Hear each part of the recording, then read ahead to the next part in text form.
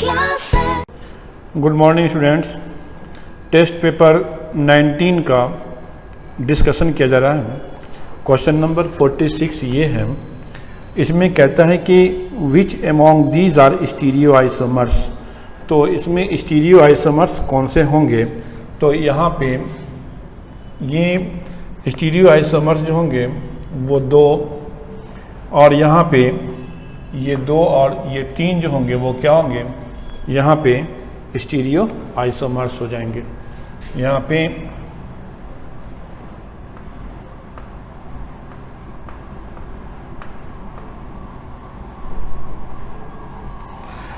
उसके बाद question number 47 में है। क्वेश्चन नंबर 47 में यहाँ पे ये CH3, ये CH3 लिखा होगा, ये डबल बॉन्ड ये CH2 है। इस पे HBr की रिएक्शन करानी होती है, HBr की रिएक्शन करानी है, और लिखा हुआ प्रेजेंस ऑफ पेरोक्साइड, पेरोक्साइड के प्रेजेंस में कराना है। तो इसका जो प्रोडक्ट होगा, इसका जो प्रोडक्ट होगा वो CH3, यहाँ पे ये CH3, ये CH, देन ये पोजीशन पे ये CH2 और ये Br हो जाएगा। ठीक है। 47, 48 के अंदर आ जाओ। 48 में लिखा हुआ है propane 1 all can be prepared from propene. ये प्रोपीन लिखा होगा CH3, ये CH, डबल बॉन्ड CH2, इस पे रिएक्शन कराना होता है B2S6, B2 ये S6, यहाँ पे ये हाइड्रोबोरेशन ऑक्सीडेशन, ये H2O2 लिखा रहा, ये कहलाता है हाइड्रोबोरेशन ऑक्सीडेशन। तो हाइड्रोबोरेशन ऑक्सीडेशन में वाटर को एंटी मार्कोनिकॉफ रूल के अकॉर्डिंग जोड़ देते हैं। तो ये CH3, देन यहाँ पे ये CH2, यहाँ पे ये CH2, और यहाँ पे क्या होगा बोलो, OH हो जाएगा। 48 हो जाएगा। 49 में यहाँ पे क्वेश्चन नंबर ये 49 है। इस पे लिखा हुआ है CH3, ये CH2, यहाँ पे C ट्रिपल बॉन्ड, यहाँ पे ये CH हो जाएगा, और इस पे HgSO4 के साथ HgSO4 और H2SO4 के साथ इसका रिएक्शन कराना है। तो कहता है X क्या बनेगा, तो X कंपाउंड जो बनेगा वो इसका कीटोन हो जाएगा। यहाँ पे वाटर को मार्कोनिकॉफ के रूल के अकॉर्डिंग जोड़ देना। तो वाटर को मार्कोनिकॉफ रूल के अकॉर्डिंग जोड़ोगे ना, तो यहाँ पे ये CH3, ये CH2, ये C double bond O, then ये CH3 हो जाएगा। 49। 50 में क्या है, क्वेश्चन नंबर ये 50 में है कि यहाँ पे मोस्ट इजली डिहाइड्रोहैलोजिनेटेड, मोस्ट इजली डिहाइड्रोहैलोजिनेटेड में जैसे ये पोजीशन पर यहाँ पे लिखा रहा, ये क्लोरीन लिखा रहा, और फिर यहाँ पे ये डबल बॉन्ड होगा, ये फंक्शनल, ये पोजीशन अल्फा, ये बीटा, इसी हाइड्रोजन को यहाँ से बाहर करेंगे। ठीक है। अब यहाँ पे OH माइनस के साथ इसका रिएक्शन कराओ, ये OH माइनस इसको अटैक करेगा, ये इसको इलेक्ट्रॉन देगा, तो यहाँ से ये इसको इलेक्ट्रॉन देगा और ये यहाँ से लीव कर जाएगा।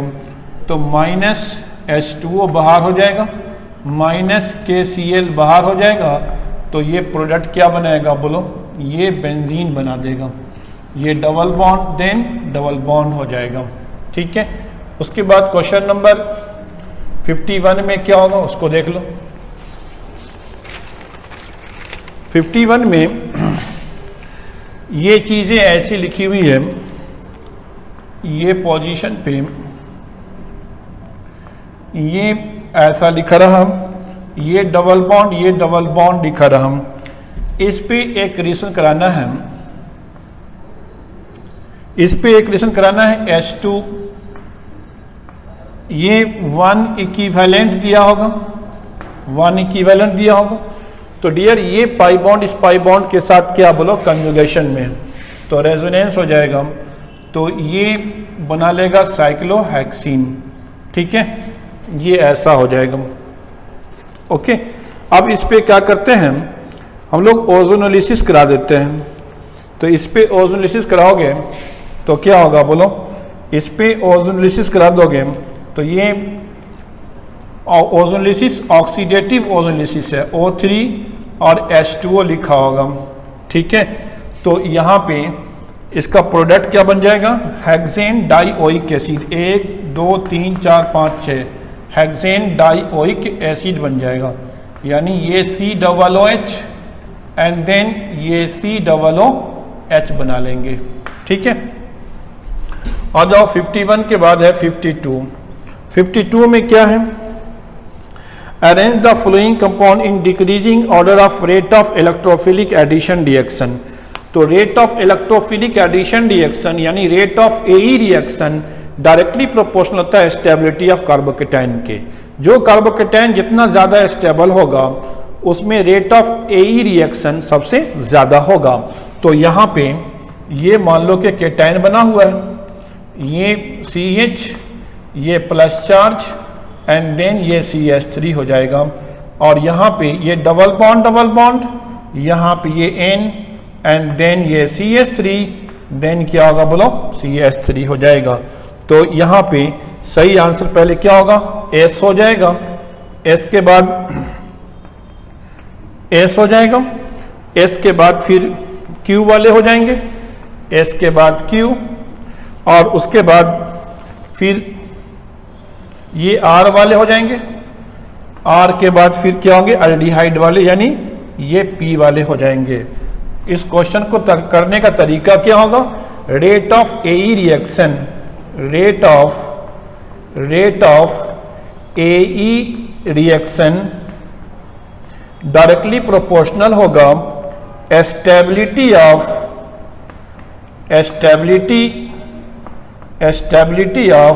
Carbocation, stability of carbocation. ठीक है, rate of AE reaction directly proportional होगा स्टेबिलिटी ऑफ कार्बोकेटाइन पे। ये 52 हो गया। 53 में क्या होगा उसको देखो, ये 53 हो जाएगा।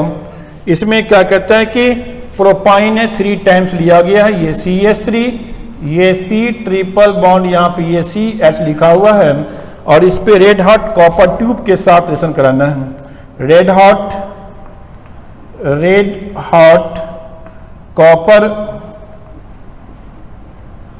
कॉपर ट्यूब के साथ रिएक्शन कराना है, तो ये 1,3,5 ट्राई मिथाइल बेंजीन बना देगा। ये CH3, देन यहाँ पे ये CH3 और ये CH3, 1,3,5 ट्राई मिथाइल बेंजीन, इसी का नाम क्या होगा, मेसिटाइलिन हो जाएगा। इट्स ओके, ये हो गया 53। उसके बाद 54 में आ जाओ।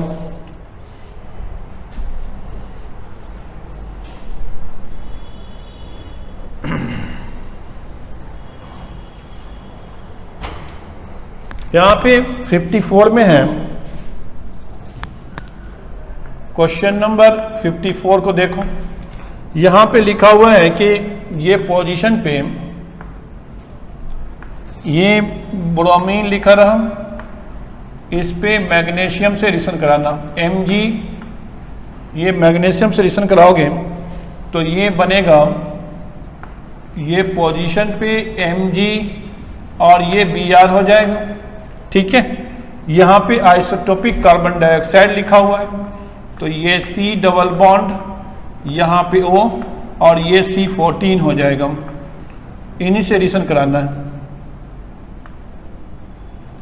तो इससे रिएक्शन कराओगे तो क्या होगा, इसका प्रोडक्ट ऐसा होगा कि ये पोजीशन पे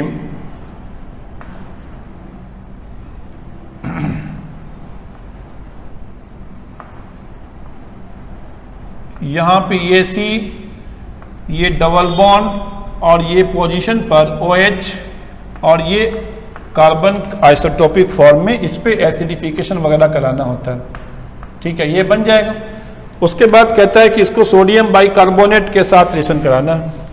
तो सोडियम बाइकार्बोनेट के साथ रिएक्शन कराओगे ना, NaH, यहाँ पे ये CO3, तो क्या होगा कि यहाँ पे ये पोजीशन पे ये बन जाएगा, ये COONA सोडियम और ये कार्बन डाइऑक्साइड लॉस हो जाएगा, ये CO2 और प्लस यहाँ से H2O। तो यहाँ पे इसका जो आंसर हो जाएगा वो कार्बन डाइऑक्साइड हो जाएगा, ये यानी carbon dioxide losses from sodium bicarbonate. ठीक है, उसके बाद 55 में आ जाओ।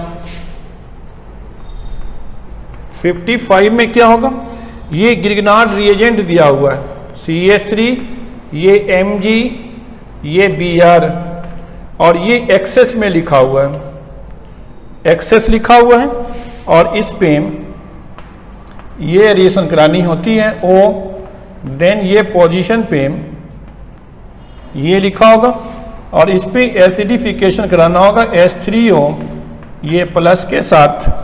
ठीक है, तो प्रोडक्ट क्या होता है, देखो एक दफा CH3 इस पे अटैक करेगा तो ये वाले लीव कर जाएंगे, तो एस्टर होगा, फिर दूसरी दफा अटैक करेंगे तो ये लीव कर जाएंगे और तीसरी दफा करेंगे तो ये पाई बॉन्ड पोलराइज कर जाएगा। तो इसका प्रोडक्ट क्या हो जाएगा, टर्शरी ब्यूटाइल अल्कोहल।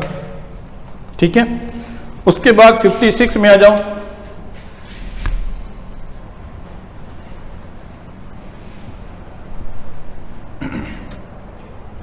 56 में क्या है कि रेट ऑफ SN1 रिएक्शन, तो रेट ऑफ SN1 रिएक्शन जो होगा, सबसे ज्यादा स्टेबल कार्बोकेटायन किसका बनेगा, तो S का बनेगा। तो 56 में सबसे पहले S का होगा, उसके बाद यहाँ पे Q का होगा, Q के बाद R का होगा और सबसे कम क्या होगा बोलो, P का होगा। यहाँ पे स्टेबिलिटी ऑफ कार्बोकेटायन चेक कर लेना। 57 में आ जाओ। तो 57 में क्या लिखा हुआ है, ये पोजीशन पे यहां से ये C डबल बॉन्ड, यहां पे O, यहां पे C डबल बॉन्ड, यहां पे O और फिर ये C एंड देन दिस, यहां पे 1, ये 2, ये 3 और ये 4 कार्बन है। 1 2 3 4 ये 5। एक मिनट रुक जाना, यहां पे ये लिखा रहा ये CH2, देन यहां पे ये CH2, फिर यहां पे ये CH2, यहां पे लिखा रहेगा CH2 एंड देन ये C डबल बॉन्ड O, यहां पे भी C double bond O, then O और यहां पे O और ये पोजीशन पे ये ऐसा लिखा रहा, यही तो है। इस पे कहता है कि हीट करो, इस पे हीट करोगे ना तो यहां से CaCO3 बाहर हो जाएगा, यहां से CaCO3 बाहर हो जाएगा। तो यहां पे 1 2 3 4 5 कार्बन, तो ये बन जाएगा कीटोन। ठीक है, ये ऐसा हो जाएगा। अब उसके बाद कहता है कि इस पे अमलगमेटेड जिंक और HCl के साथ, तो अमलगमेटेड जिंक, जिंक अमलगम, ये जिंक अमलगम हो जाएगा और HCl, ठीक है, इसके साथ रिएक्शन कराने के लिए दिया जाएगा। तो क्या हो जाएगा, इसका प्रोडक्ट साइक्लोपेंटेन बन जाएगा, रिडक्शन हो जाएगा, ये बनाएगा साइक्लोपेंटेन, क्लीमेंशियन रिडक्शन हो जाएगा। उसके बाद 58 में आ जाओ। 58 में कहता है टॉलुइन पे पोटेशियम परमैंगनेट के साथ रिएक्शन कराना होता है। तो ये टॉलुइन है, इस टॉलुइन पे यहां पे एक रिएक्शन करानी है पोटेशियम KMnO4, इसके साथ रिएक्शन कराना है। तो ये बना देगा बेंजोइक एसिड, COOH, ठीक है, बेंजोइक एसिड। इस पे SOCl2 के साथ रिएक्शन कराना है। SOCl2 के साथ रिएक्शन कराओगे तो यहां से SO2 बाहर हो जाएगा, HCl बाहर हो जाएगा और ये बनेगा PH, ये C डबल बॉन्ड O, यहां पे ये Cl, यही तो बनेगा। उसके बाद कहता है H2PD के साथ रिएक्शन कराने के लिए तो ये H2, ये प्लेडियम और BaSO4 बेरियम सल्फेट, ये लिंडलार कैटलिस्ट हो जाएगा तो ये बना देगा अल्डिहाइड, ये PH, देन ये CH डबल बॉन्ड और रूजेनमंड्स रिडक्शन, यहां से लेके ये रूजेनमंड्स रिडक्शन कहलाएगा। उसके बाद 59 में है, 59 में आ जाओ तो 59 में है, यहां पे ये चीजें ऐसी लिखी रही, ये पोजीशन पे ये डबल बॉन्ड O लिखा रहा, इस पे एक रिएक्शन करानी होती है, ये CH2 डबल बॉन्ड P और यहां से ये PH3, ये अल्काइल, ये मिथाइल आयोडीन ट्राइफिनाइल फॉस्फोरेन, इसको व्हीटिंग रिएजेंट बोलते हैं। तो यहां से क्या करते हैं कि ये ऑक्सीजन को इस फॉस्फोरस के साथ मिला देते हैं, ठीक है। तो यहां पे क्या हो जाएगा, ये प्रोडक्ट बना लेगा, ये डबल बॉन्ड यहां पे ये CH2 और प्लस ये O double bond P and then क्या होगा बोलो, PH3 ट्राइफिनाइल फॉस्फीन ऑक्साइड हो जाएगा। समझ में बात आया? तो ये रिएक्शन कहलाता है, 59 की जो रिएक्शन है इसको पढ़ते हैं व्हीटिंग रिएक्शन। अब 60 में आ जाओ, क्वेश्चन नंबर 60 में क्या है उसको देख लो। यहां पे आइडोफॉर्म रिएक्शन कराने के लिए कहता है तो X और Y, तो X क्या होगा, PH, यहां पे C डबल O, यहां पे ये Na माइनस और ये प्लस हो जाएगा, ये X और Y में कहता है क्या, तो ये Y CH, ये I3 हो जाएगा। समझ रहे हो? अब ये CH I3 को यहां पे क्या करना है वो देखो, CH I3 को यहां पे 6 Ag के साथ हीट करते हैं, ठीक है। तो यहां पे 6 AgI बाहर हो जाएगा और प्रोडक्ट क्या बना लेगा, CH ट्रिपल बॉन्ड, यहां पे ये CH, ये 2 टाइम्स लेना होगा, ठीक है। तो ये बन जाएगा एसिटिलीन, ठीक है। तो यहीं तक रखते हैं, फिर हम लोग नेक्स्ट टेस्ट पेपर को डिस्कस करेंगे। Okay, hello students, test paper number 19 का जो है डिस्कशन हम लोग करने जा रहे हैं और क्वेश्चन नंबर है 61 क्वेश्चन कह रहा है, if E1, E2 and E3 represents respectively the kinetic energy of an electron, an alpha particle and a proton. तो क्वेश्चन नंबर 61 किसके बारे में है, इलेक्ट्रॉन के बारे में, अल्फा पार्टिकल के बारे में और प्रोटॉन के बारे में। इलेक्ट्रॉन को अगर हम कहें तो कहते हैं भाई -1 0, इसको कहते हैं तो 2 और 4, और इसको कहते हैं तो 1 1, यानी चार्ज और मास की बात हो रही। तो यहां तक हो गया। अब कह रहा है each having same de Broglie wavelength, तो सबके डी ब्रागली वेवलेंथ लेमडा की वैल्यू बराबर। तो de Broglie wavelength lambda equal to होता h/mv, और जब हम काइनेटिक एनर्जी के रिस्पेक्ट में बात करते हैं तो h/√2 kinetic energy into m, expression से आप परिचित हैं।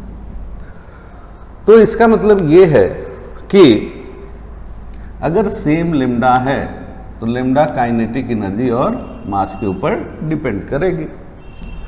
यहाँ से और यहाँ के बीच रिलेशन देखें तो इसका मतलब हुआ कि lambda is inversely proportional to square root of kinetic energy. और जब हम काइनेटिक एनर्जी के बारे में विचार करते हैं तो ये होता है 12 mv²। अब जिसका मास होगा ज़्यादा, तो उसको अगर हम सोचें कि मान लो 2 पार्टिकल है जिनकी काइनेटिक एनर्जी सेम है, तो जिसका मास होगा ज़्यादा उसकी वेलोसिटी कम होगी और जिसका मास कम होगा वो ज़्यादा वेलोसिटी रखेगा। इसका मतलब कि काइनेटिक एनर्जी का और मास से अगर हम रिलेशन देखें सेम वैल्यू के लिए तो ऐसा जरूर दिख रहा है, लेकिन अगर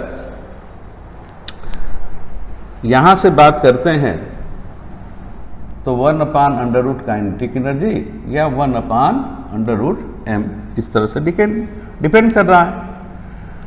लेकिन अगर फॉर सेम लेम्डा के लिए अगर हम बात करें तो जब सेम लेम्डा की बात होगी तो kinetic energy inversely proportional to m होगा, यानी जिसका m होगा कम उसकी काइनेटिक एनर्जी होगी ज़्यादा।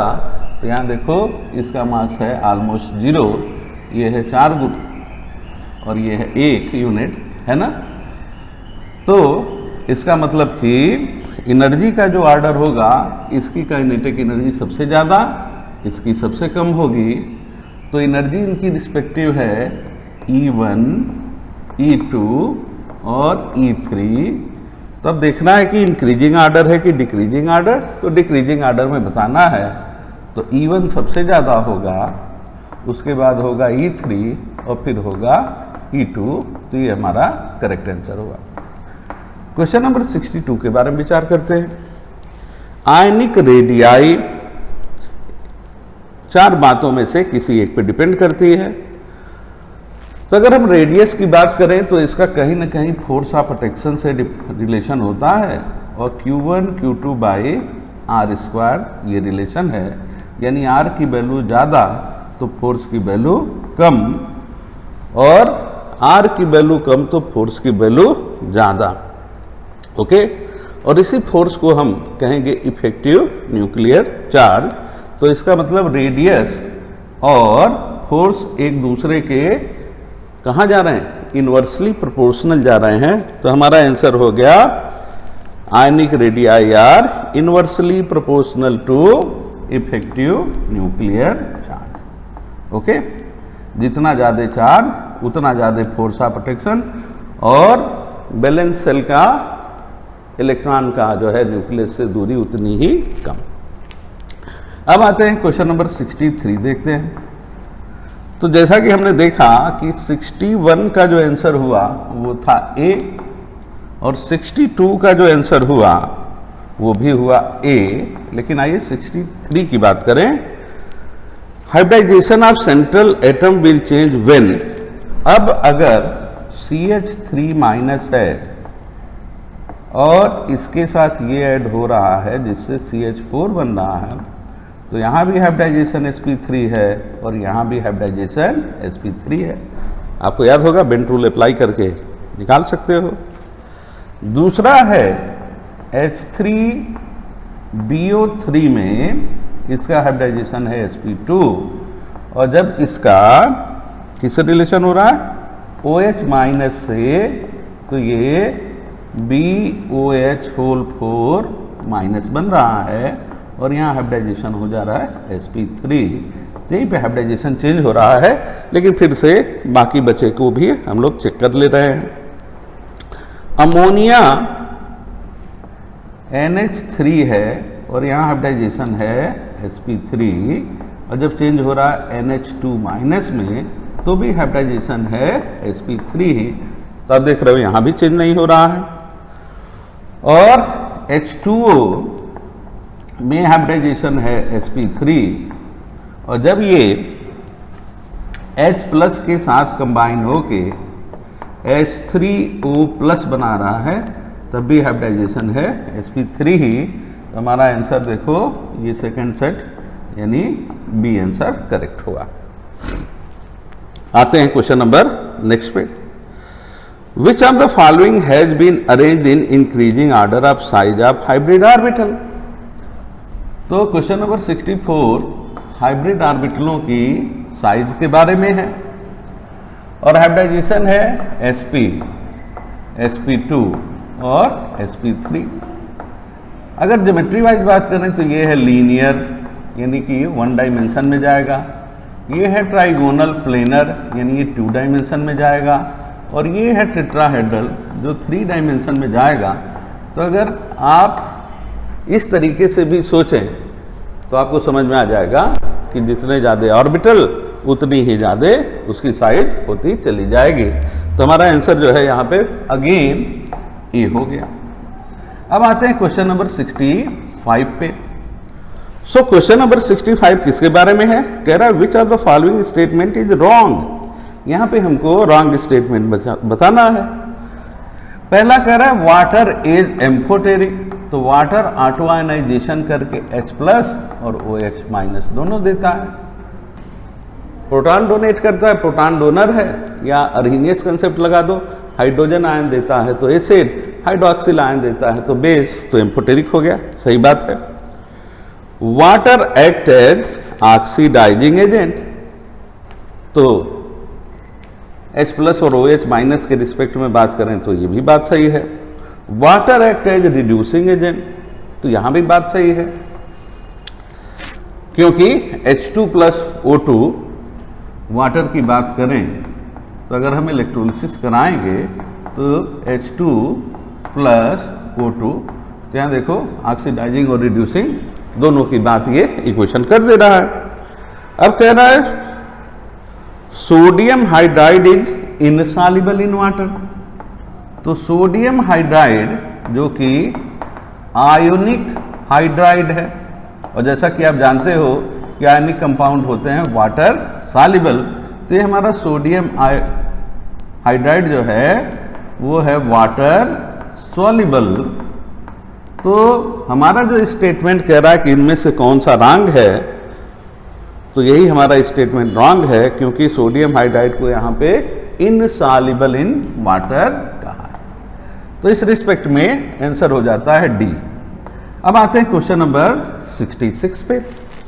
क्वेश्चन नंबर 66 कह रहा है which are the following is arranged in order of increasing radius in aqueous solution, यानी हाइड्रेटेड आयन की बात कह रहा है।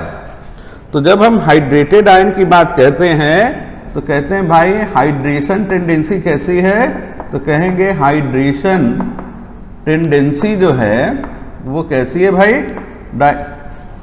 तो हाइड्रेशन टेंडेंसी है इनवर्सली प्रोपोर्शनल टू साइज, जिसको हम कहते हैं स्मॉलर आयन हाईली हाइड्रेटेड। और हम किसी ग्रुप में टॉप टू बॉटम जाते हैं तो नॉर्मल ट्रेंड क्या है कि साइज इंक्रीज होती है, तो नीचे वाला जो सबसे लार्जर होगा वो सबसे लेस हाइड्रेट होगा, तो जब लेस हाइड्रेटेड होगा तो उसकी साइज भी होगी सबसे छोटी, यानी यहाँ रिवर्स ऑर्डर फॉलो होगा। तो इस हिसाब से हमारा आंसर ये हो गया। तो सीजियम से बड़ा होगा रुबीडियम, से बड़ा होगा पोटेशियम, उससे बड़ा होगा सोडियम, और उससे भी बड़ा होगा लिथियम का हाइड्रेटेड आयन। अच्छा हाँ, लिथियम भी दिया हुआ है। अब आते हैं क्वेश्चन नंबर 67 पे। आइए देखते हैं क्वेश्चन नंबर 67 क्या कह रहा है। कह रहा है boron react with nitrogen at high temperature and high pressure forming boron nitride. Okay, तो कह रहा है बोरान रिएक्ट विथ नाइट्रोजन, तो आपको पता है कि 700 डिग्री सेंटीग्रेड पे रिएक्शन होता है, तो बोरान का नाइट्रोजन से रिएक्शन होता है 700 डिग्री सेंटीग्रेड पे, और बोरान नाइट्राइड का पॉलीमर बनता है। ओके, ठीक ना। तो यहां पे हम लिख सकते हैं कि अब ये बोरान नाइट्राइड का जो पॉलीमर बना, ठीक है, तो यहां पे जो स्ट्रक्चर होगा तो बोरान के बगल में नाइट्रोजन, के बगल में बोरान, के बगल में नाइट्रोजन, के बगल में बोरान, के बगल में नाइट्रोजन, तो इस तरह से ये हेक्सागोनल लेयर को पॉलीमराइज कर देता है। अब देखो यहाँ पे नाइट्रोजन पे लोन पेयर है, तो ये लोन पेयर जो है यहाँ जाके डबल बॉन्ड बनाया, तो यहाँ जाके डबल बॉन्ड बनाया, तो इस तरह से ये एरोमेटिक भी होता है, यानी ग्रेफाइट लाइक स्ट्रक्चर है। तो कहा गया कि slippery white solid with layer structure similar to graphite, तो ये हमारा आंसर करेक्ट हो गया। अब आते हैं क्वेश्चन नंबर 67 के बाद क्वेश्चन नंबर 68 देखते हैं क्या कह रहा है। क्वेश्चन नंबर 68 कह रहा है BiCl3 on hydrolysis form a white precipitate. तो आपको याद होगा कि ग्रुप नंबर 15 में जो है उनके हैलाइड की हाइड्रोलिसिस का ट्रेंड अलग है, नाइट्रोजन अलग तरीके से, फास्फोरस अलग तरीके से, अर्सेनिक अलग तरीके में जा रहा है, एंटीमनी और बिस्मथ एक तरीके से जाते हैं।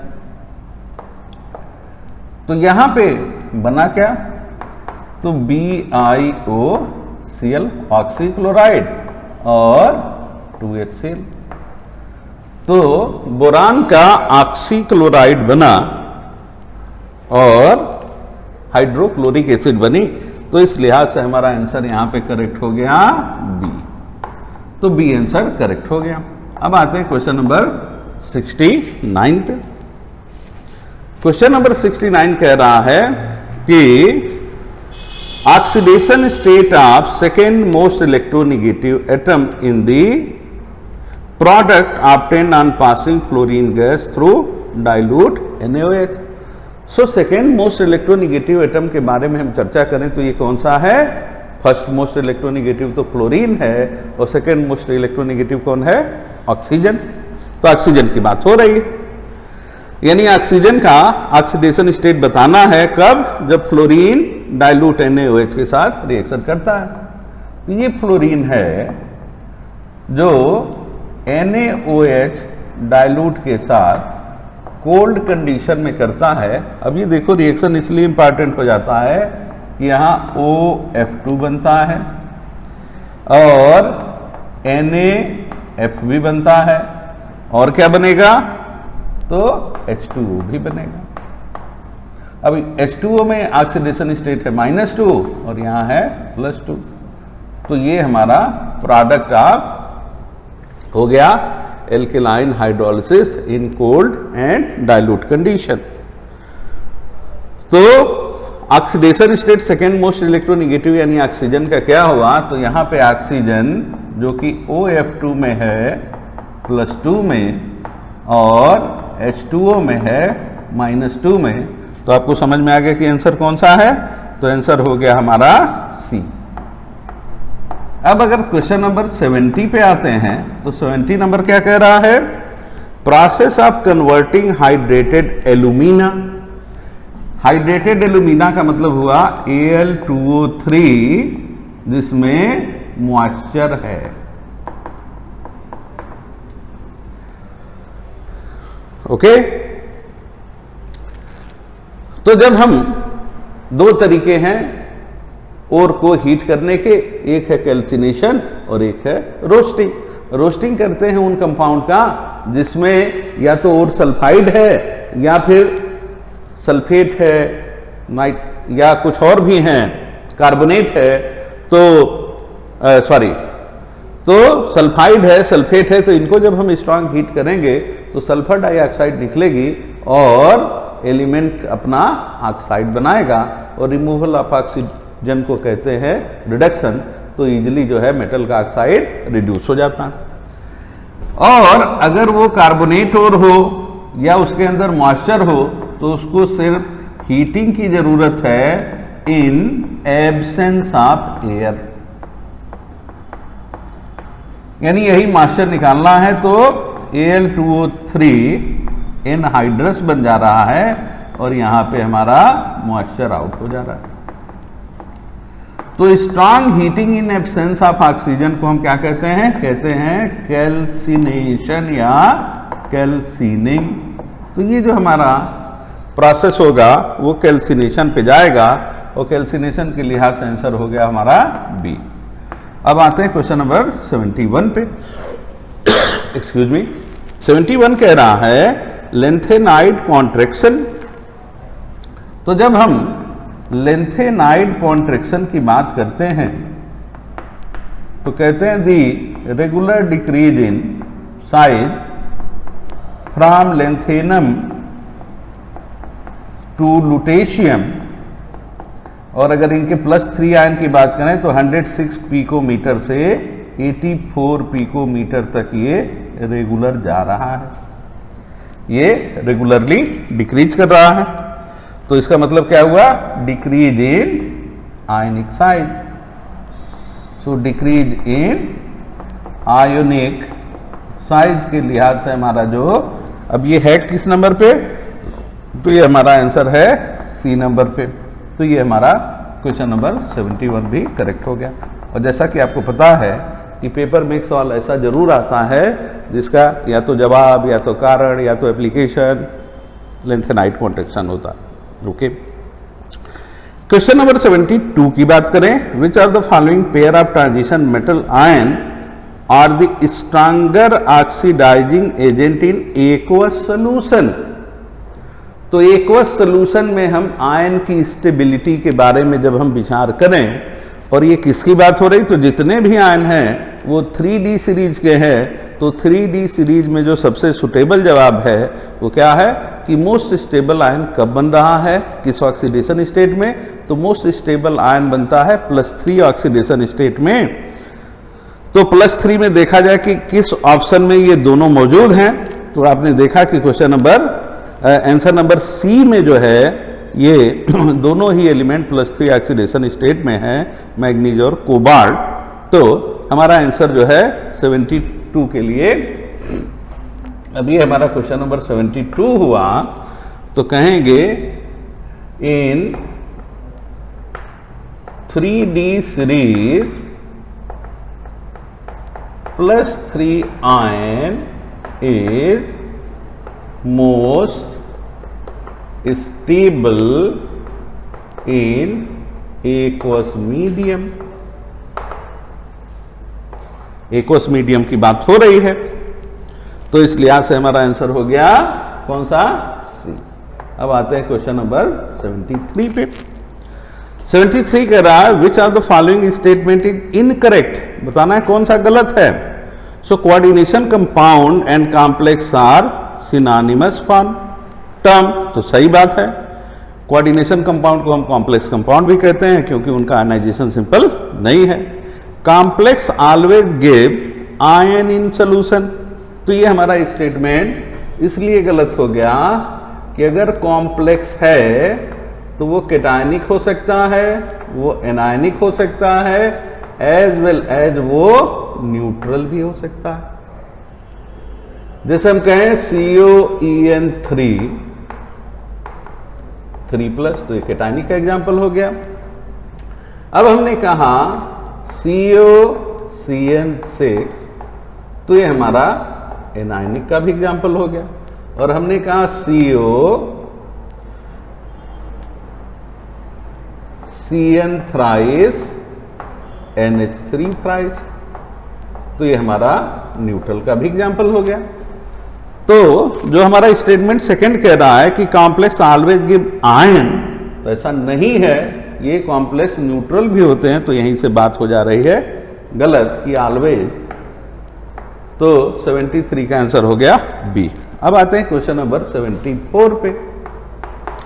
74 किसके बारे में है, CrC2O4 होल थ्राइस 3-, जिसका नाम हो गया ट्राई ऑक्जेलेटो क्रोमेट थर्ड।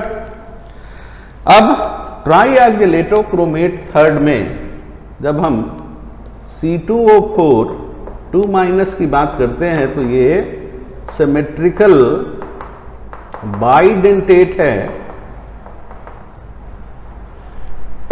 और ये कितनी बार आया है, प्रेजेंट 3 बार, थ्राइस। तो 3 बार आया, तो 3 बार जब आया तो ये केवल ऑप्टिकल शो करेगा, ज्योमेट्रिकल इसलिए नहीं शो करेगा कि इसका ट्रांस आइसोमर, जैसा मैंने आपको बताया था, एग्जिस्ट नहीं करता है। तो यहां पे केवल ऑप्टिकल आइसोमर ही ये शो करेगा। तो ये हमारा आंसर है, और ये आंसर है कौन सा, बी। अब आते आखिरी क्वेश्चन पे, क्वेश्चन नंबर 75 है, और कह रहा है which of the following is low spin. तो जब हम लो स्पिन की बात करते हैं तो लो स्पिन का नाम होता है स्ट्रॉन्ग फील्ड, और जब हम यहीं पे हाई स्पिन कह दें तो हाई स्पिन का नाम होगा वीक फील्ड। अब वीक फील्ड और स्ट्रांग फील्ड का मतलब क्या होता है कि यहाँ डेल्टा ओ की वैल्यू क्या है, ज़्यादा है और पेयरिंग की वैल्यू कम है, और यहाँ डेल्टा ओ की वैल्यू कम है और पेयरिंग की वैल्यू ज़्यादा है। यानी कि जब हम T2G ऑर्बिटलों और EG ऑर्बिटलों में इलेक्ट्रॉन की फीलिंग देखें तो T2G है और ये EG है, और यहाँ भी देखें T2G और EG है। अब T2G ऑर्बिटल आपको पता है कि कौन बनाता है, तो T2G ऑर्बिटल बनाता है dxy, dyz और dzx। और यहाँ पे जब इलेक्ट्रॉन की फीलिंग होती है तो मान लो D4 अगर केस है, यहाँ 1 गया, 2 गया, 3 गया और ये चौथा भी यहीं गया, और यहाँ 1 गया, 2 गया, 3 गया तो चौथा ऊपर गया। तो इसका मतलब लो स्पिन स्ट्रांग फील्ड में जब T2G यानी dxy, dyz, dzx जो डिजनरेट हैं सिंगली ऑक्युपाइड हो जाएंगे सेम स्पिन के साथ, तो फिर यहीं पे पेयरिंग स्टार्ट होगी, और इस लिहाज से हमारा आंसर हो गया ए। ओके, तो जैसा कि मुझको समझ में आ रहा है कि ये पेपर आपने अच्छे से किया होगा, सारी चीज़ें आपकी पढ़ी जानी समझी हुई हैं, और फिर भी अगर कोई डाउट होगा तो ये डिस्कशन आपके लिए हेल्पफुल है। Thank you. हम क्वेश्चन नंबर 75 टू 90 को डिस्कशन कर रहे हैं। क्वेश्चन 75 से 90 के लिए आइए 75 नंबर में देखिए, कर रहा है maximum number of molecules is presented. तो पहला है 5 लीटर, तो एनटीपी पर है तो हम इसे पहले ऑप्शन में 5/22.4 कर देंगे, ये पहला मोल्स हो गया। तो जिसका नंबर ऑफ मोल्स ज़्यादा होगा ऑब्वियसली उसके नंबर ऑफ मॉलिक्यूल्स भी ज़्यादा होंगे। दूसरा ऑप्शन है 0.5 ग्राम H2, यानी 2 से डिवाइड कर देंगे, ये नंबर ऑफ मोल्स हो गया। थर्ड है ये मान के चलिए, यानी सी कहिए, ये ए, ये बी और ये सी है। सी में देखिए 10 ग्राम O2 है, 10/32 कर देंगे। और अब देखिए 15 लीटर H2 एट STP, यानी डी में ये 15/22.4 कर देंगे। तो आपको तय करना है कि इसमें से मैक्सिमम कौन सा है, बड़ा सबसे बड़ा कौन है।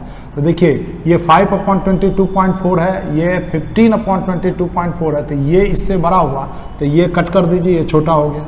अब इस दोनों में यदि हम देखेंगे, गौर करिए 0.5/2 है, तो यानी आप इसे कह सकते हैं, देखिए इसे 10/32 है, तो हम इसे 1/3.2 कर सकते हैं। इसे भी ऊपर से भी 2 से और नीचे भी 2 से मल्टीप्लाई कर दीजिए। देखिए ये न्यूमरेटर 1 हो गया, नीचे ये कितना है 4, जबकि ये 3.2 है, तो इसका मतलब ये छोटा हो गया, तो ये भी कट कर दीजिए। अब इस दोनों में मुझे तय करना है कि कौन सबसे ज़्यादा होगा। तो देखिए यदि हम इसे लिखें यहाँ पर 1, तो इसे हम 15 से डिवाइड करेंगे, यानी ये लेस देन 2 है, जबकि ये 3.2 है, तो ये भी कट हो गया, तो इसका मतलब ये सबसे बड़ा हो गया। तो हमारा आंसर जो हो गया वो डी। ध्यान में रख लेंगे बात को। 77 में आ जाइए। अब आप 77 में देखिए कह रहा है, ये रिएक्शन दिया हुआ है 4/3 Al प्लस O2, ये 2/3 Al2O3 ये दिया हुआ है, और डेल जी आप देखिए -827 किलो जूल पर मोल ये भी दिया हुआ है। हमसे कह रहा था minimum EMF required to carry out the electrolysis of Al2O3। तो हम जानते हैं कि del G equal to -NF E cell का बैठेंगे, तो बैटरी का EMF निकालना है, तो E cell equal to del G upon -NF कर देंगे। डेल जी देखिए -827 इंटू 10⁻³ जूल में बदल दिया। n कितना होगा, देखिए जीरो ऑक्सीडेशन स्टेट में है, ये एल्युमिनियम का ऑक्सीडेशन स्टेट +3 है, तो 1 एल्युमिनियम के लिए 3 का चेंज है, 4/3 के लिए इंटू 3 कर देंगे, तो इसका मतलब 4 का चेंज हो गया। तो यानी n का वैल्यू क्या हो गया, जरा बता दीजिए कि ये 4 और F96500, तो ये जो माइनस कैंसिल हो जाएगा, तो यही हमारा वोल्ट होगा। अब इसे सॉल्व करेंगे, देखिए इसे 9.6 देखिए 1 2 3 4 10⁻4 कर दीजिए, तो लगभग इसे भी 9.6 को 10 ले लीजिए, तो ये 10⁵ हो गया। 4 से कैंसिल करेंगे, 4 2 = 8, देखिए 0 ये इंटू 10⁻⁻2 ये बोलेंगे, यानी 2.067।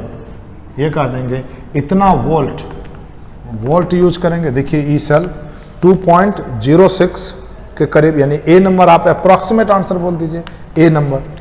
चलिए क्वेश्चन नंबर 78 में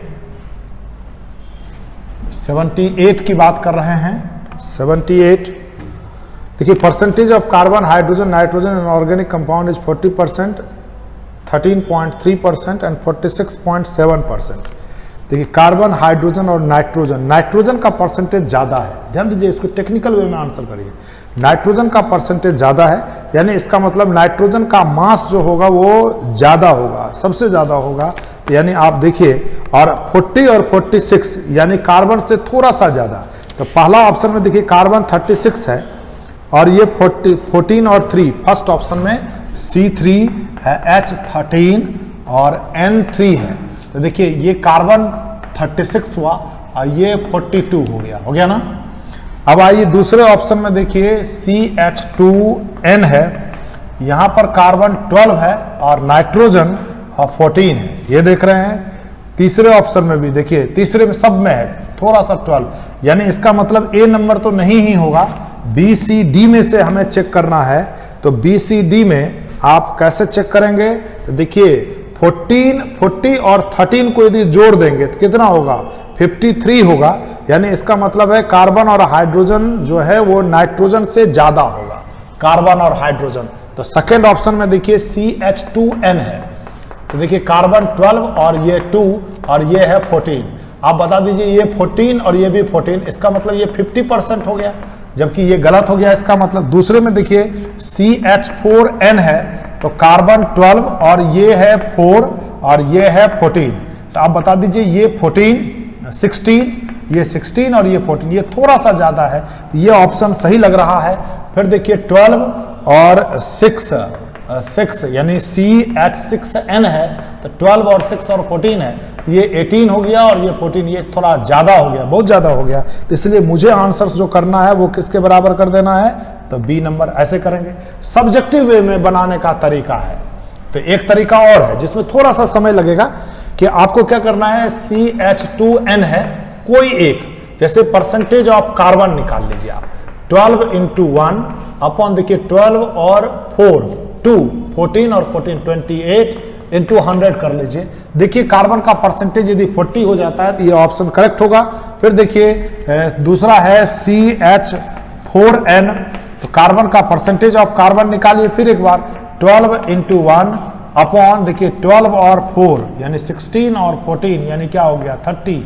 देख रहे हैं 16 और 14 30। देखिए इसको यदि 3 4 जा 12, ये 10 हो गया, यानी इंटू 100 करेंगे तो देखिए ये कैंसिल हो गया। अब आप कह सकते हैं ये 40% हो गया, तो इसका मतलब सेकंड ऑप्शन सही हो गया। तो ऑब्जेक्टिव में आप इस तरीके से भी बना सकते हैं और अपना दिमाग लगा करके भी, जैसे मैंने अभी थोड़ी देर पहले बताया, वैसे भी बना सकते हैं।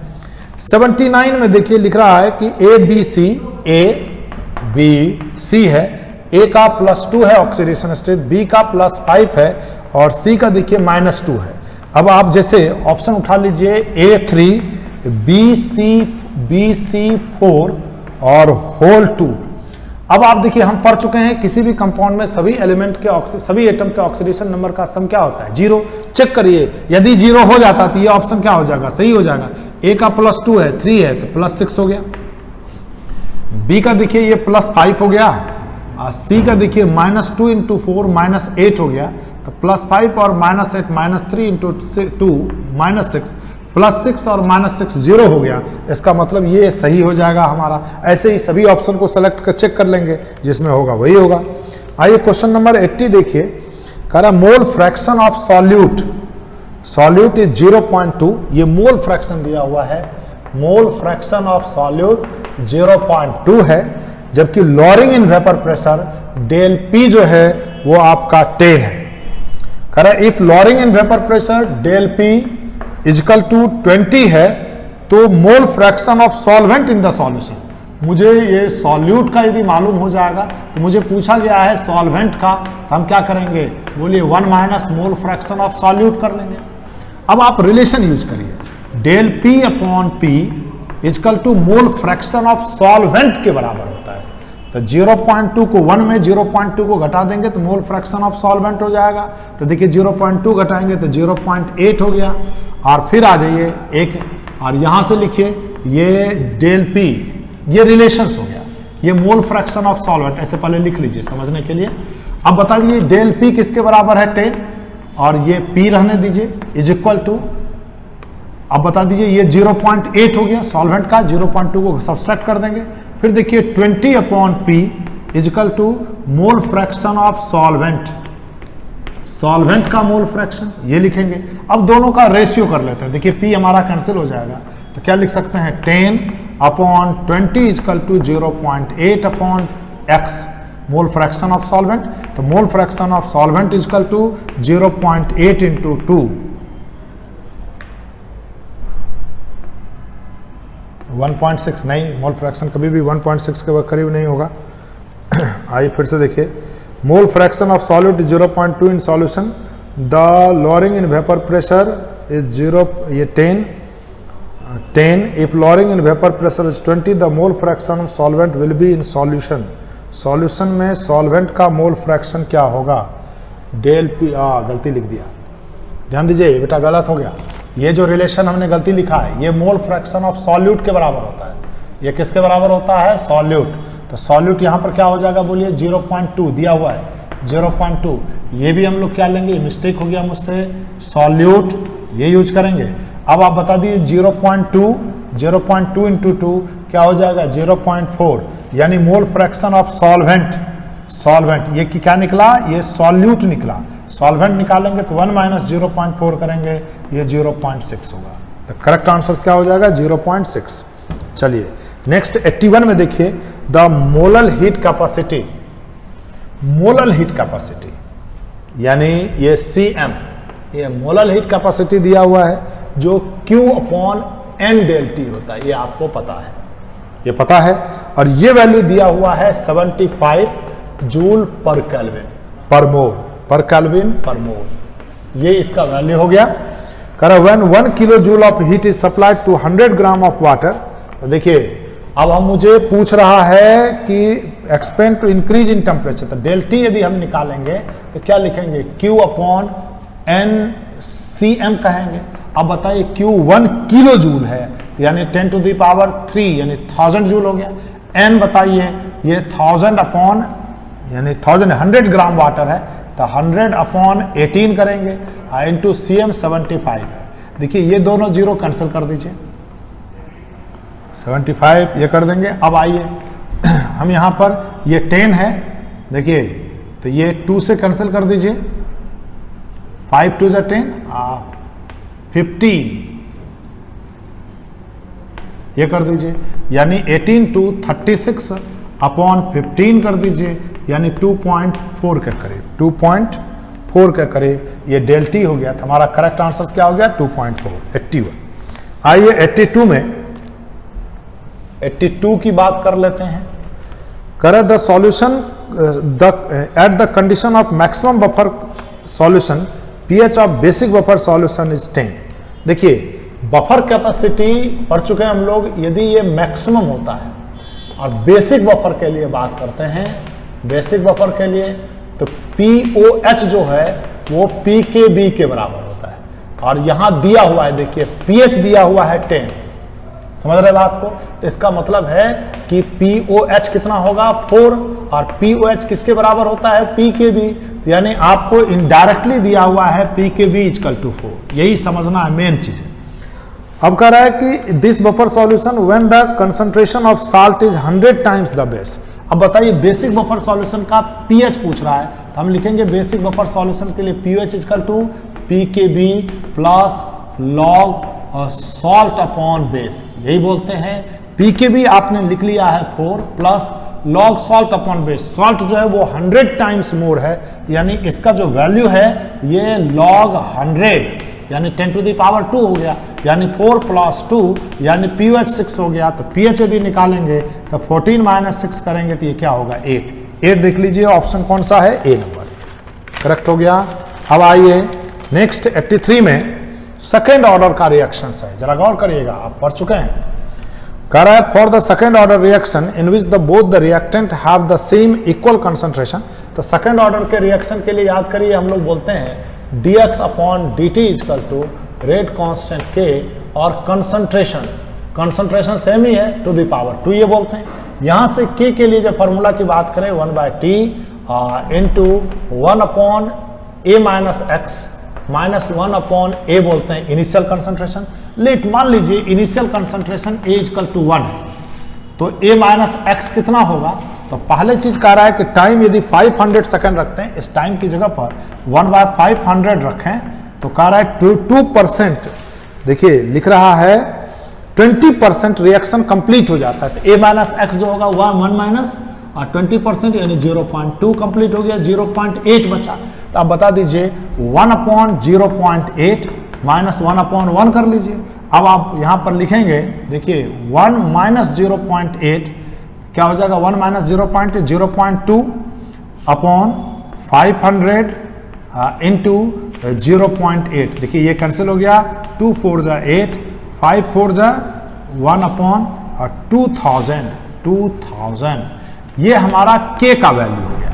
अब फिर से आइए, कह रहा है what time reaction will completion in 60%। मुझे अभी इसी फॉर्मूला को यूज करना है। अभी इस k की जगह पर रख देते हैं 1/2000। क्या रख दिया, 1/2000। t मुझे निकालना है, a 1 रखेंगे तो a माइनस एक्स 0.6 कर लेते हैं, ये 0.4 हो गया। यानी अब ये 0.4 कर दीजिए, ये t मुझे फाइंड करना है, कैलकुलेट कर लीजिए। तो t को हम इधर ले जाते हैं, जरा देखिए t को इधर ले गए तो ये हो गया t इक्वल टू 2000। और अब बता दीजिए 0.4, 1 माइनस 0.4 0.6 हो गया, ये कैंसिल हो गया, 2 2 जा 4, 2 3 जा 6। अब आप बताओ ये कैंसिल करेंगे, 1000 हो गया इंटू 3, ये क्या हो गया 3000 सेकेंड। हमारा करेक्ट आंसर क्या हो गया 3000 सेकेंड। चलिए ये अब क्वेश्चन नंबर 84 की बात कर लेते हैं।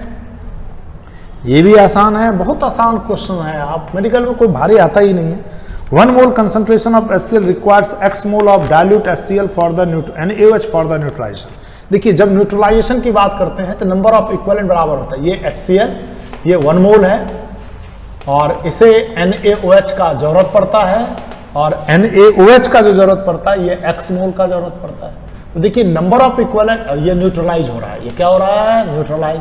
आप टाइट्रेशन पढ़े हैं, न्यूट्रलाइज होगा तो 1 into 1 मोल इक्विवेलेंट में बदल दिया, इसलिए x into 1, तो x का वैल्यू 1 हो गया। चलिए अब फिर कह रहा है ये H2SO4 है, कौन का H2SO4 है, इसे हम न्यूट्रलाइज करते हैं, किसके साथ करते हैं, HCl के साथ न्यूट्रलाइज कर रहे हैं, HCl नहीं सॉरी NaOH के साथ न्यूट्रलाइज कर रहे हैं।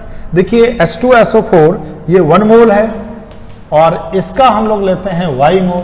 अब बताइए इसकी बेसिसिटी 2 है, तो 1 into 2 equal to y into 1, यानी y इक्वल टू क्या हो गया 2। अब यानी कह सकते हैं इसका मतलब है x इक्वल टू 1, तो y जो है वो 2x के बराबर हो गया। तो x equal to y by क्या बोलेंगे 2। चेक कर लीजिए x equal to y upon 2, यानी बी नंबर आंसर हो जाएगा। चलिए क्वेश्चन नंबर 85 गोल्ड नंबर निकालना है। देखिए नहीं, आसान सा चीज है 85। कह रहा 400 millilitre standard gold solution is just prevented from the coagulation by the addition of 0.96 gram of starch before adding 1 ml 10% NaCl। Gold number का मतलब क्या होता है कि number of milligram of lyophilic salt required for prevention of 10 ml standard gold solution. 10 ml standard gold solution को precipitation से prevent करने के लिए जितने मिलीग्राम लायोफिलिक सॉल्ट की जरूरत है, in addition of 1 ml 10% NaCl solution. तो आप बता दीजिए कि 400 मिलीलीटर के लिए 0.96 ग्राम है, ग्राम है तो इसको मिलीग्राम में बदल लीजिए तो 10 to the power 3 मिलीग्राम हो गया। तो ये इतना मिलीग्राम कितने ml के लिए चाहिए, 400 ml के लिए, और मुझे निकालना है गोल्ड सॉल्यूशन के कितने ml के लिए, 10 ml के लिए। बस सॉल्व कर दीजिए, यही गोल्ड नंबर होगा। देखिए ये रहने दीजिए, ये कैंसिल हो गया। अब आप बता दीजिए एक यहां से ये और ये डेसिमल हटाइए, ये 10 यहां रहने दीजिए। 400 ml of gold salt prevent the coagulation by the addition of 0.96 gram है, फिर से एक बार देखिए 0.96 ग्राम को मिलीग्राम में बदलेंगे तो 10⁻³ हो गया, डिवाइडेड बाय ये कितने के लिए है, 400 मिलीलीटर के लिए है, 400 मिलीलीटर। और अब ये मुझे निकालना है कितने मिलीलीटर के लिए, 10 मिलीलीटर के लिए, यही है। अब आप बता दीजिए यहां से इसे मल्टीप्लाई कर देंगे, 2 जीरो हटा दीजिए, 2 जीरो बचा, 1 जीरो बचा और 1 जीरो ये कैंसिल हो गया, यानी कितना हो गया 24। देखिए यही मेरा आंसर हो गया। चलिए 86 में हम आते हैं। देखिए गोल्ड नंबर के लिए ये डेफिनेशन याद रखिएगा बेटा, क्या है, नंबर ऑफ मिलीग्राम्स, इंपॉर्टेंट है लेकिन एनसीईआरटी में नहीं है। Number of milligrams of lyophilic salt requires for the prevention of 10 ml standard gold salt in addition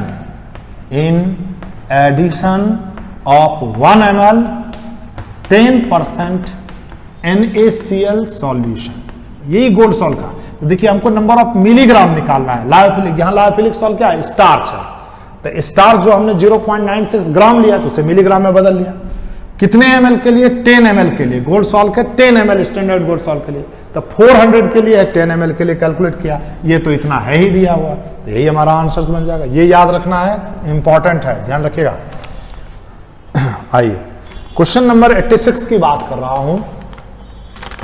120 gram urea, तो यूरिया का नंबर ऑफ मोल्स हो गया 120/60, इतना मोल हो गया, यानी 2 मोल हो गया। 1000 ग्राम वाटर, W हो गया 1000 ग्राम। डेंसिटी मुझे सॉल्यूशन का दिया हुआ 1.15, मुझे मोलरिटी पूछ रहा है। देखिए मोलरिटी इक्वल टू मोल्स ले लेंगे 2 into 1000, number of moles into 1000 upon solution का वॉल्यूम चाहिए, तो सॉल्यूशन में सॉल्वेंट का मास और सॉल्यूट के मास को जोड़ देंगे 1120, सॉल्यूशन का मास हुआ, मास अपॉन डेंसिटी कर देंगे 1.15, देखिए ये हो जाएगा। अब जरा बताइए 1.15 को ऊपर ले जाएंगे तो 2 into 1150 डिवाइडेड बाय 1120। अब बताइए ये जो वैल्यू है ये ग्रेटर देन 1 है, तो ये जो वैल्यू होगा वो ग्रेटर देन 2 होगा। 2 से ग्रेटर सेलेक्ट कर लीजिए, कौन सा है, जस्ट 2 से ग्रेटर, ये लगभग सेम है, जस्ट 2 से ग्रेटर, तो हमारा आंसर हो जाएगा 2.05। कैलकुलेशन भी कर सकते हैं आप। क्वेश्चन नंबर 87 में आ जाइए। 87 कह रहा है CH3NH2 is added to 0.0 mole HCl solution diluted to 1 litre. देखिए ये CH3NH2 ये बेस है और ये आपका 0.1 मोल है। हमने इसमें क्या किया, HCl को ऐड कर दिया, स्ट्रॉन्ग एसिड को ऐड कर दिया, ये 0.08 मोल है। आप देख रहे हैं 0.1 into 1 इतना इक्विवेलेंट हुआ, 0.08 into 1 ये भी इतना इक्विवेलेंट हुआ, ये बड़ा है, इसका मतलब ये बेस बच जाएगा और यहां पर सॉल्ट बन जाएगा, तो ऑब्वियसली ये 0 हो जाएगा, तो सॉल्ट का जो होगा वो 0.08 होगा इक्विवेलेंट, और ये बेस का जो होगा ये 0.1 माइनस 0.08 यानी 0.02 इक्विवेलेंट होगा। अब बता दीजिए बेस और उसके सॉल्ट के मिक्सर को ये हम लोग का बैठेंगे बेसिक बफर सॉल्यूशन होगा।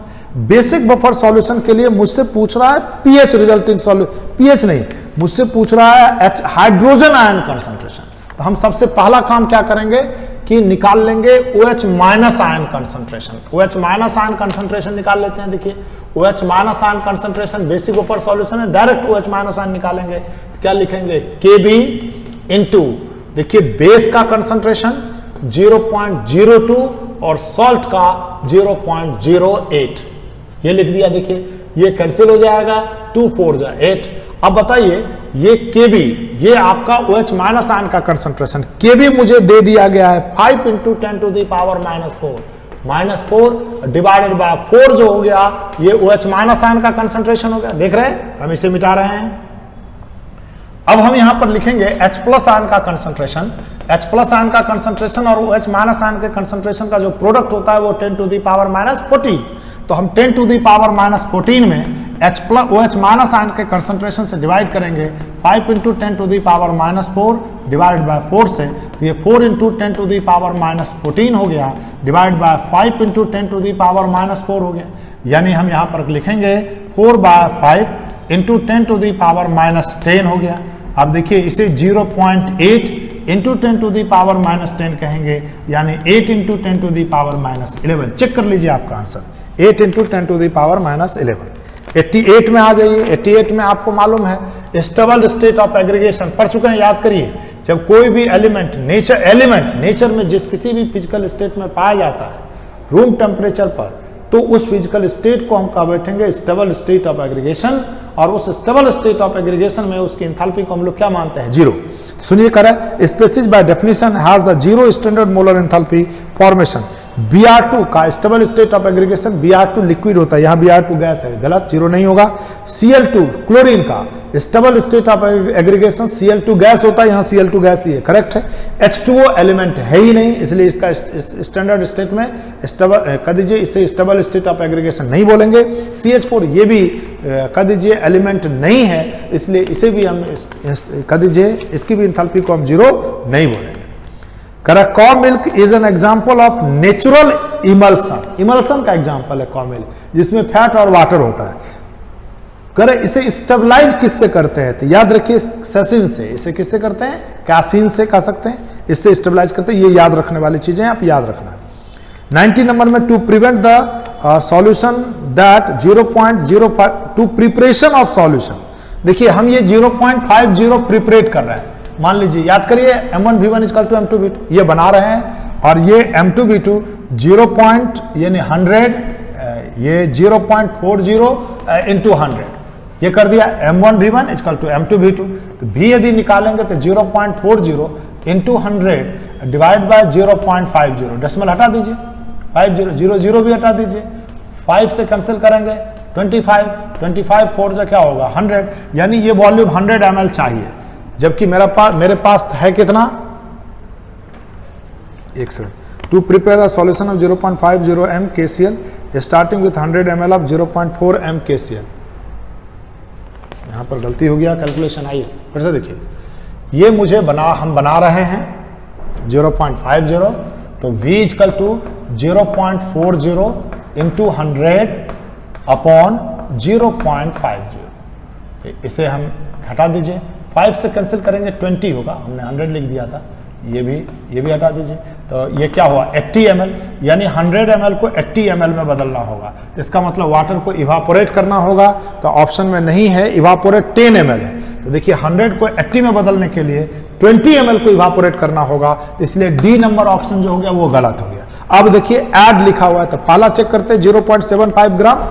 तो देखिए ध्यान दीजिएगा, हम मोलरिटी 0.5 आता है या नहीं, तो पहले देखिए 0.4 × 100/1000, मोलरिटी इंटू वॉल्यूम अपॉन 1000 क्या हुआ, नंबर ऑफ मोल्स। और देखिए 0.75 है, तो 0.75/75 कर दीजिए, तो ये टोटल नंबर ऑफ मोल्स हो गया। ये 100 ml में है और हमें निकालना है 1000 में।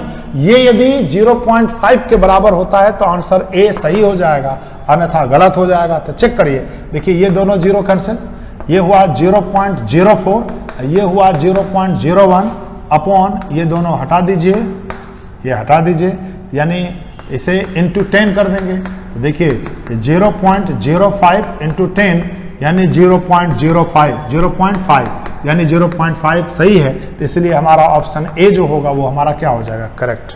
समझ गए बेटा, चलिए, थैंक यू बेटा।